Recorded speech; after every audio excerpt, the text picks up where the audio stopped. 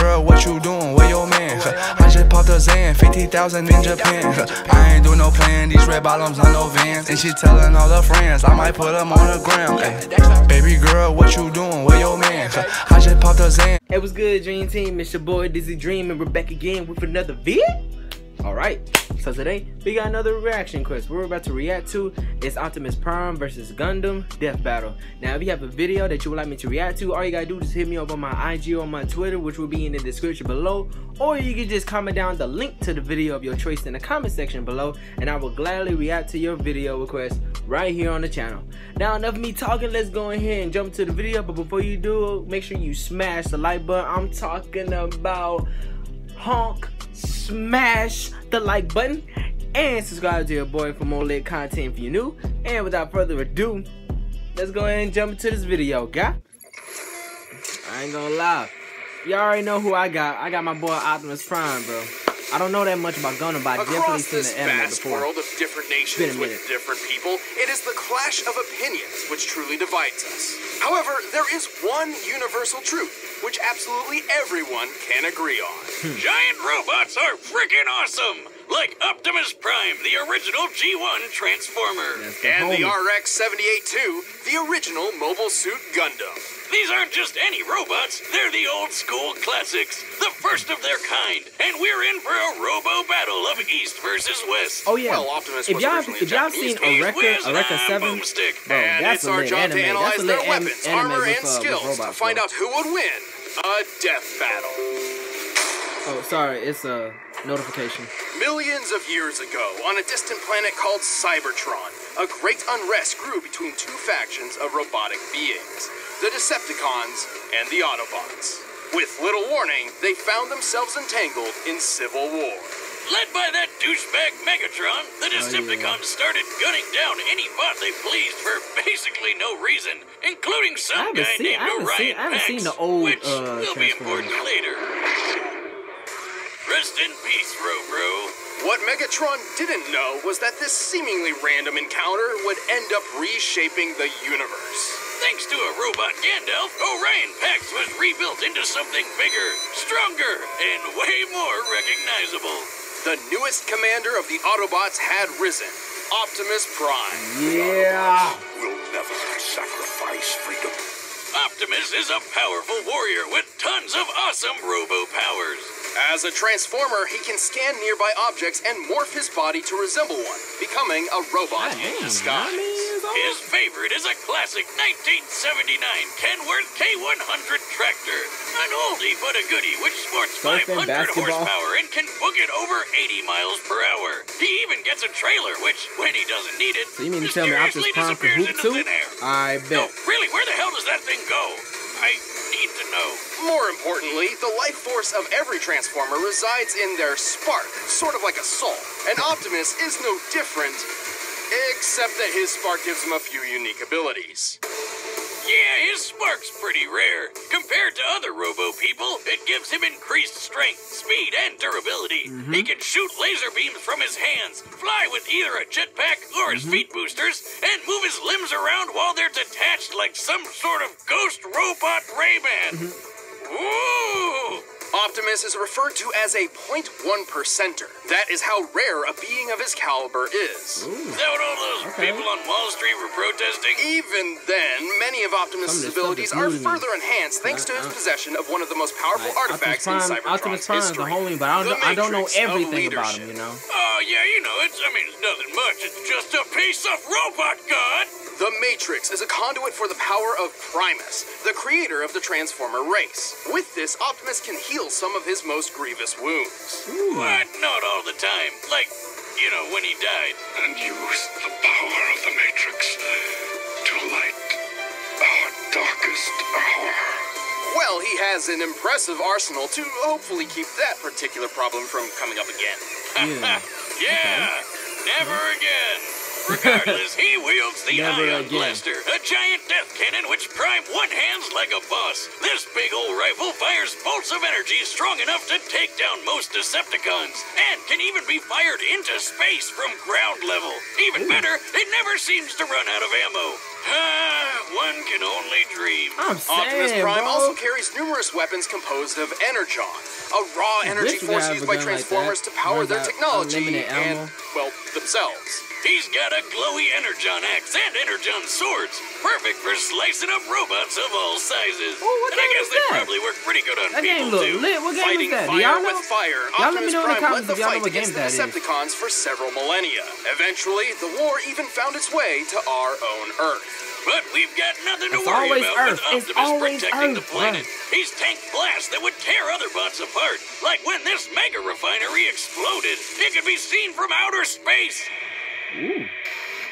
He's punched the ground so hard, the trees around him freaking exploded. Bro, that game Child's looks play, lit, Boomstick. bro. He's strong enough to tip this large oil tanker, which, when compared to the real-life sea-wise giant, Like- must weigh over 700,000 tons. He's tossed a satellite into orbit and punched hard enough to crack Six Shot's chest plate. Who boasted that his armor was drawn from the compacted subatomic matter of a collapsed star. Just to let you know, such a star would have a density of over 300 billion tons per cubic inch. While great density doesn't necessarily beget great toughness, this still means Six Shot's armor was Okay, 500 billion times more dense than osmium, the most dense natural material on Earth. You're the most dense natural material on Earth. What'd you say? And our robo-commander wrecked it. He's fast enough to catch up to this Decepticon Roasted. space shuttle Funny, bro. in just 23 seconds. Given the size of the Earth here and the angle of ascent, we can determine he's moving around 125,000 miles per hour. He's also a talented leader, capable of commanding 1,000 battles at the same time via the Omniglobe. Like Skynet, but in a giant disco ball. He's used that crazy strength of his to punch through Megatron, who once tanked yeah, an I remember explosion big enough to knock Cybertron out of orbit. And thanks to the weird robo-magic of the Matrix, he's even defeated Unicorn, Unicron. who's basically a giant robot Unicorn. Satan who eats planets. This guy is unstoppable. Not necessarily. Optimus is certainly powerful, but after all is said and done, he has one major weakness. To violate that law would destroy our honor. He's just too nice. Yeah, he's That- kind of all about the whole honor and fair fighting thing, which kind of screwed him over more than Hey, once. that And reminds me even of got him Goku a killed little bit, man. multiple Goku times. doesn't- Plus, he Goku killed doesn't like himself to, once just because he accidentally broke the rules in a freaking game. Goku doesn't like to do that But cheat when his stuff, back man. is He to wants the he wall wants and all balance hell's fair breaking and square. loose, he'll fight to So the he kinda end, reminds me of riding Goku the a little eye bit. of the storm. One shall stand, one shall fall. Who's it gonna be? In the year 2179, humanity has embraced the stars. Well, mostly. Right. After a somewhat united humanity expanded across the solar system, the ideologies between those on Earth and those in space began to drift apart. A new space-noid republic, the Principality of Zeon, arose to challenge the Earth Federation. Space Noid? That like the Domino's pizza mascot, but in space? No, more like space Nazis. Oh, Space well, I guess Nazis. it's no surprise that they started God. a war by gassing a populated space colony and dropping the whole thing on the planet. Man, that's messed up. But that's just how it started. Aw. For the real star of the Oh, show, man. some smart guys put their heads together and came up with the coolest thing they could think of. Giant fighting robots. These were mobile suits, and one of Earth's nuttier engineers had developed a suit which would put all others to shame. This was the RX-78-2, otherwise known as the Gundam. There have been lots of mobile suits named Gundam, but this was the original granddaddy of them all. This experimental mobile suit was hidden on a remote colony, but before its maiden voyage with the equally classified White Base could begin, it was caught in a surprise Zeon attack. With just 2 Zaku suits, the Space Nazis wiped out almost all of the White Base's military crew. The only people left to save these secret projects were civilians who had no idea these things even existed. Among those who rose up was a young boy named Amuro Ray. Brilliant, snuffy, and standoffish, Amuro was actually the son of the Gundam's chief engineer, and had already stumbled upon the mech's coded blueprints. So he grabbed the owner's manual, jumped in the Gundam, and flew into the fight. Damn, not too shabby for going off just the manual. Amuro quickly adapted to its complex controls thanks to its learning computer system, designed so the Gundam itself can learn its pilot's limitations and compensate. Its body is made of a super durable Luna titanium alloy called Gundarium. Of course. Yet another fictional metal that's way better than anything in real life. For weapons, it's got twin 60mm Vulcan guns for ears. It's got a shield that can block shots strong enough to take down warships, and a gravity hammer, a supersized flail that's rocket propelled. Whoever came up with that is my goddamn hero. Same with the guy who built the ultra-destructive beam rifle. That would be the ingenious Dr. Minovsky. Thanks to him, the beam rifle is a marvelous feat of weapons engineering. Minovsky had developed a way to miniaturize the enormous megaparticle cannons found on warships without losing any power. The result is a Gundam-sized rifle that can take down entire fleets of ships all on its own. It's like having a pistol with all the power of 1,000 tanks. A single shot could easily tear through a 13,000-ton Musai-class warship. Given the official stats of this ship, to tear it asunder like so would require a strike worth nearly 9,000 tons of TNT. Sure, the beam rifle only has 16 shots, but who really cares when you just need one? Last but not least, the Gundam carries 2 retractable beam sabers. Because you can't have space battles without royalty-free lightsabers. But all these amazing weapons would be useless without an exceptional pilot. Despite still technically being a civilian, Amuro became the main pilot for the Gundam. Turns out, his skill was mostly thanks to his previously unknown abilities. Amuro was a new type. Like, Pokemon? See, apparently humankind was never meant to live under gravity's pull. In space, without it literally weighing down their souls, some humans developed psychic powers. That is the dumbest backstory for why someone gets powers. And we've heard a lot of them, Wiz. So what, he can like read minds or something? Sort of. These powers and their capabilities have little definition, often differing between different people. Most new types can instantly understand each other upon contact, even drawing kinship between sworn enemies. Amuro's abilities in particular grant him something akin to precognition. He can predict exactly what will happen on the battlefield and where his enemies will be, and can capitalize on it if he reacts fast enough. How could he possibly predict I'd attack Dude, from the it's been other a side? minute since I even watched this anime, so of course I'm gonna forget, but dang. He shot down targets too fast for the eye to see and navigated his friends through a collapsing fortress with no casualties. By the end of the war, his own reflexes were pushing the limits of the Gundam itself.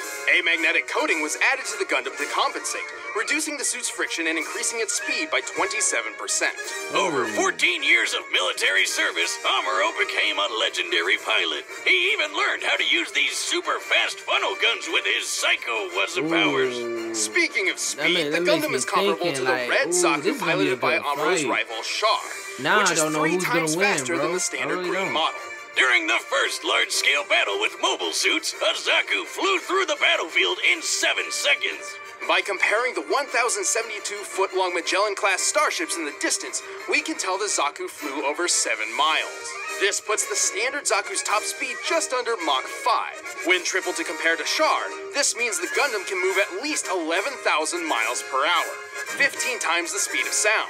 Highballing it with Amuro's new type powers and magnetic coating, it's possible the Gundam can move as fast as Mach 25. Though anything over that would put it dangerously close to re-entry speeds, which its chassis cannot survive on its own. The Gundam is strong enough to lift and throw this goofy mobile suit, and tough enough to power through a magnetic field that's 7,200 degrees Fahrenheit. It survived plenty of really big explosions, including a detonating asteroid and a nuclear blast which wrecked Amuro's home colony. I bet it could wipe out the space Nazis all on its own. It nearly did. Amuro and his Gundam were instrumental to the war effort. It doesn't matter how much the Gundam was burned. It would always stand up, dispel the fear, and fly. Wow. That, oh man. So that mean, I don't know who's gonna win though.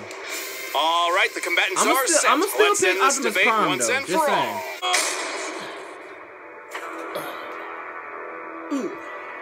Alright, we back.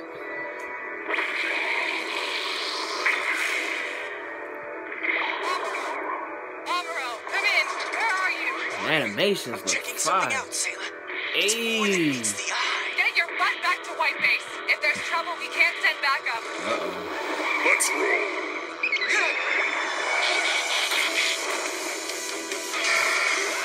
It's an enemy! I told you! Ooh. Out of space, man. The graphics look fire, bro.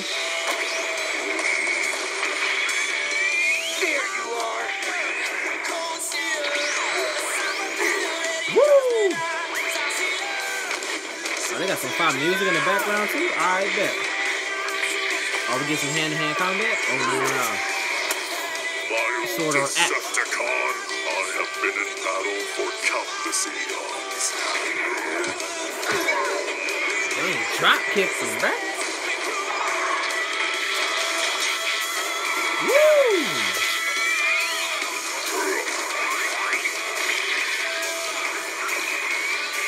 Uh-oh. Dual sabers. Alright, bet. Woo! Not today.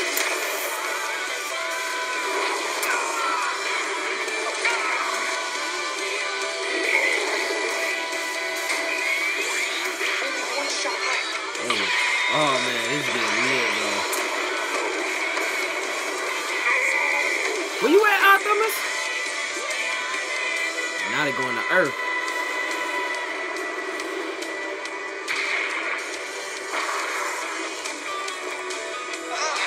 Alright, now they're on solid ground. No gravity. I mean with gravity. I'm so stupid. My fault. Earth gravity, basically.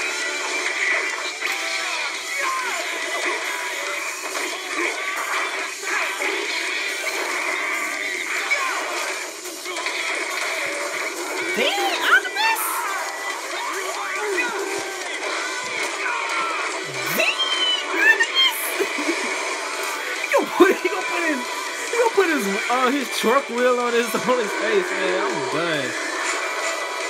Ooh, nice dodge. That was a nice dodge. Stop that. I'm just bad. I must stand, so you shall fall.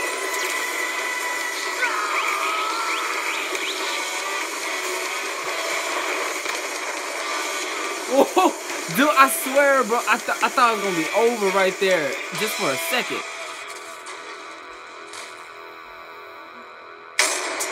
My boy, that's my boy. That's my dog.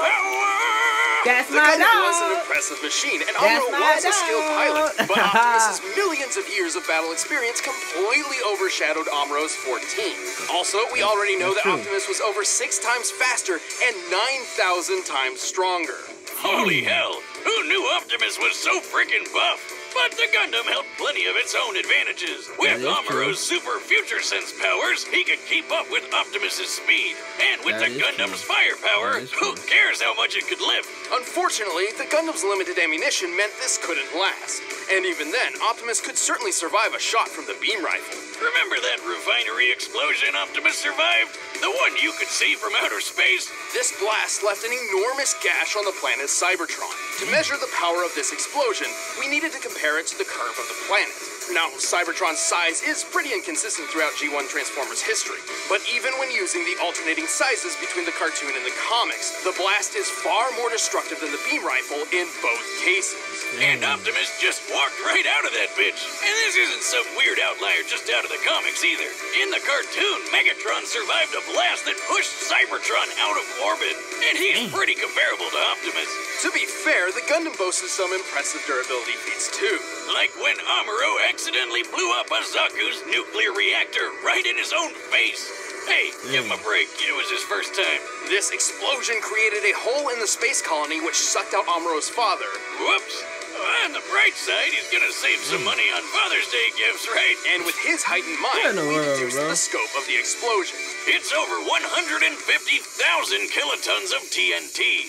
That's 10,000 times more powerful than the bomb that dropped on Hiroshima, but still nowhere close to the refinery explosion Optimus survived. Also, No the way. Gundam couldn't dodge Optimus's ion blaster forever. It was fast enough to strike targets in orbit from ground level. That puts its laser speed over 3 million miles per hour. And it was Even when he unlimited, knew too. it was coming, Amuro couldn't react quick enough to dodge or block anything that fast. And even then, Optimus's time in the Omni-Globe proves he can think way faster than Amuro. And just to blow your mind even more, in order to obliterate Unicron with the Matrix, the energy output must have equaled more than 40 Yoda-tons of TNT. Like the Star Wars guy. What is Yoda You know tons? I what don't they know. say, It must be a lot. It size must be. matters not, especially when Optimus has defeated opponents as big as Devastator. The Gundam was a powerful mobile suit with some astonishing firepower, but was ultimately outmatched by the Autobot's strength, speed, durability, He and dragged experience. that man, I'd bro. say Optimus was primed for this fight. The winner is Optimus Prime. That's my dog. Thanks for watching, That guys. If you want was to see the lit, man. That exclusive was commentary in lit, this man. episode, just click that little box over there. Oh, and if man. you want the battle music for yourself, click the Who link down else is below and you can coming get it up, off of bro? iTunes. See you the next Let me see who else is coming up. Who's that? Oh, live action death battle. With who though? Nightwing versus Daredevil. Oh, yo, let's go. Yo, let's go, bro. Oh, and it's a live action one too, so it gotta be lit, bro. The homie Nightwing, bro. Yo, which before he became Nightwing, it was the homie Robin, man. I know my stuff. Yeah, I know my stuff, y'all. I know my stuff. Y'all can't tell me nothing, bro. That's gonna be lit. I can tell just by that, and knowing it's a live action, it's gonna be lit, bro. It's gonna be lit, bro. Simple as that, bro. And yo, so man, the death battle, bro, with Optimus Prime and Gundam, man. I kinda see, look. I knew my boy was gonna get that. You know what I'm saying? You know, I was a little scared, cause you know what I'm saying. He lost his guard just a little bit. But you know what I'm saying, you know, Optimus Prime always come through, man. That's the G, man. That's the GOAT, man. Everybody know Optimus Prime is the GOAT, bro. Everybody should know that, bro. And hey, I really don't know too much about Gundam. That's why I picked Optimus Prime over Gundam, because you know I don't know that much. I seen the anime, maybe a couple of episodes, but it's been a minute since I even watched the anime, so it's been like forever. So yeah, but I know a lot more about Optimus Prime instead of Gundam. So you know, I struggle, right? You know what I'm saying? So, but yeah, let me know who y'all chose to win the fight. You know what I'm saying? Who y'all chose to win the fight, bro? You know what I'm saying? Let me know in the comments below how y'all feel about the next death battle. And yeah, and another thing, I'm gonna put another suggestion of a death battle in the comment section below. Y'all just like the comment if y'all think it'll be a good fight, or y'all just comment like y'all just reply to my comment letting me know like why you think it'll be a good fight, or do you think the person that I chose will be a good fight with someone else? Y'all just let me know in the comments, and yeah, just gonna have fun today, alright? So yeah, alright guys, hope you guys enjoyed this reaction video. If you want to see the original video, I will put the link down in the description below, alongside my social media such as Instagram, Twitter, Facebook, and Snapchat. So go ahead and follow me and add me on my Snap. If you have reaction requests, hit me up on my IG or my Twitter, or comment down below this video. Let me know what you want me to react to next, or if you have an idea in the next lit video. And yeah, dream TV lit, always lit, and forever be lit. Remember, don't go to sleep and dream about your dreams. Get them, chase them. Simple as that. Until the next lit video, Dizzy Dream out.